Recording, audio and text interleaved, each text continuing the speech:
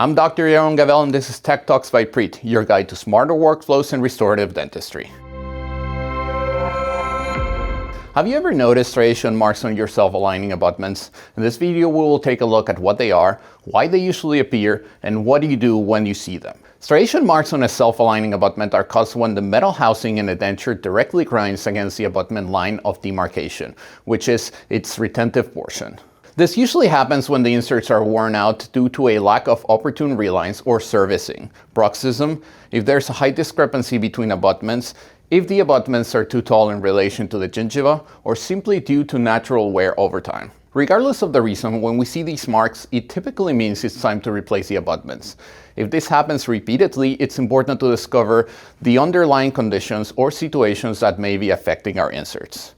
Take a look at some of our other videos for reasons why the inserts might be wearing out too quickly or how to tell if a denture needs a reline. And there you have it, simple workflows for a smoother chairside process. For more information on PreatLoc and other exciting topics, please visit us online at www.preat.com. I hope you found the contents of this video helpful. Thank you for watching and see you next time.